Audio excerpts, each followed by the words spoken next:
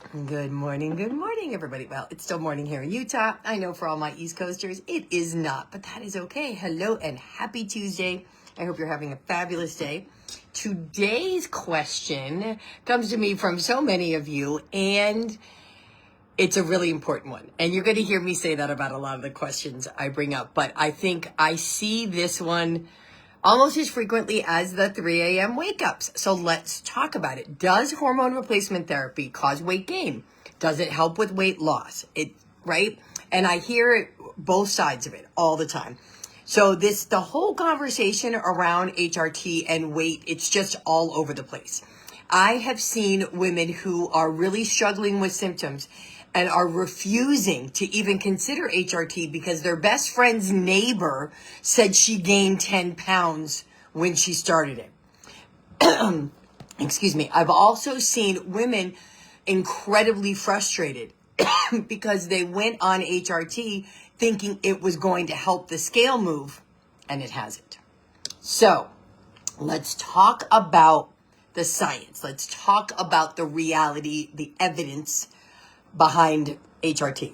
There is zero direct link between taking hormone therapy, menopause hormone therapy, whichever way you want to call it, and either weight gain or weight loss. Zero.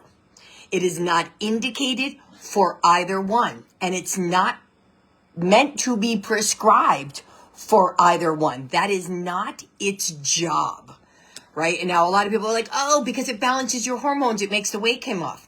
That's simply not even what its role is. It's not to balance your hormones. It is to raise your baseline levels of your hormones so that the fluctuations don't cause such huge symptoms and make you as miserable, right? Our goal is never to balance our hormones. Anything that says sign up and get your free balancing your hormones, take this and balance your hormones, it's just not what we're trying to do anymore. Now, can it indirectly affect your weight? Absolutely. So let's talk about what that looks like. So let's say that poor sleep has been one of your issues keeping your body from losing weight, right? Whether you realize it or not, that's how important good quality sleep is. It can stop you from losing weight. And now if you start taking HRT and you finally begin to get better quality and quantity of sleep, you might start losing weight. Now, it's not necessarily because of the HRT itself. It's not that the hormones caused weight loss. It's because it's supporting your body in a way to help you get sleep, which is helping your cortisol lower.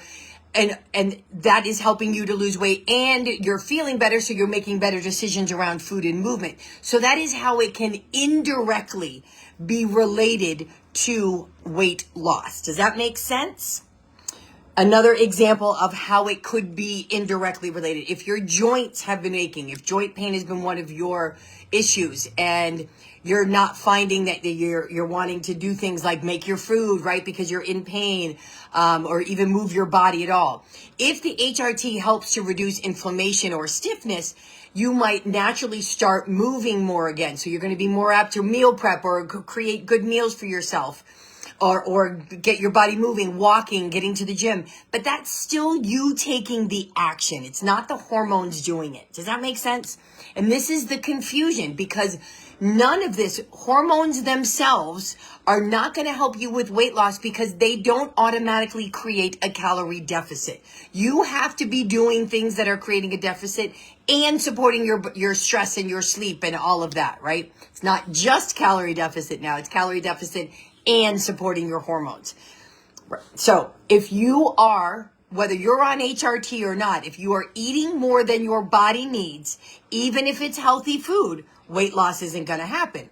Same token is, even if you are on HRT and you're not supporting your body by eating enough food and your body isn't running in a chronic stress state, you're probably not going to lose any weight. All of this matters when it comes to weight loss. Now, here's the other part of it that can get a little bit confusing. When our estrogen levels first start dropping, right, our body starts redistributing fat. We get more in the belly area. less in the hips and thighs, and that comes down to like that you had more weight there when you were in a reproductive state. It's not always extra weight.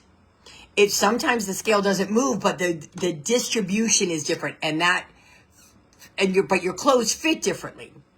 So when you start HRT, your hormones begin to have a better baseline. As I mentioned, your body composition might shift again, and that can make the scale possibly move or not move, but make your clothes feel different. So it might be that your body fat totally hasn't changed, but where it is. So this is where it can get a little confusing. Sometimes people will be like, my clothes fit better since I started HRT. And they really haven't lost weight. It's just that change in fat distribution. I think that's an important piece that you realize.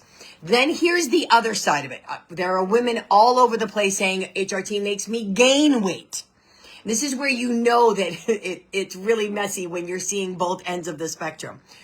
When you first start HRT, most women are going to go through a period where their body is adjusting to the higher levels of estrogen. And that can mean water retention. That can mean some bloating. That is not what's considered fat gain. Bloating and belly fat are two completely different things, right? That's water retention. But the scale, the scale doesn't know the difference, ladies.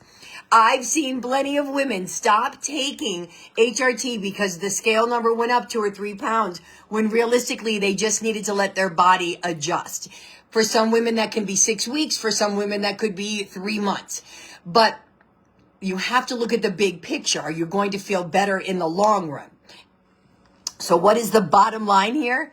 HRT can help support your weight loss efforts if it helps your sleep, if it helps with lowering your stress because you are sleeping better, makes you feel more, less pain in your body. I couldn't even get my words out there. But it will not do the work for you. You still have to address what you're eating, what's on your plate, and how much you're eating, how you manage your stress, how you move your body, how you get rest, and make sure you're in a calorie deficit if fat loss is your goal. HRT does not change any of that. And just be clear here, some women choose not to take HRT, and that is absolutely fine. And if you're noticing fluctuations in weight, don't panic if you're not taking it or if you decide to go off it. How's your energy? How's your right? You have to look at all the big picture. And this is why lifestyle medicine is the theme for this year's Menopause Awareness Month, Menopause Day, which is coming up on the 18th. And this is why HRT made me gain weight is usually missing half the picture.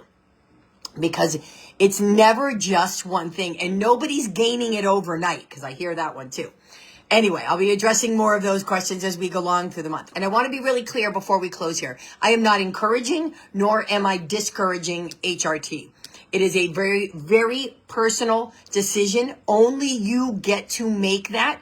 Even your doctor doesn't get to make that for you, unless, of course, you have some medical risk factors at play. The choice 100% belongs to you, okay? My goal is just to give you the facts so you can make informed choices that feel good for you, so that you are happy with your decisions, that you like your reasons, that your decisions feel grounded, you feel confident, and you feel like you're making the best choice for you, your life, and your body, okay?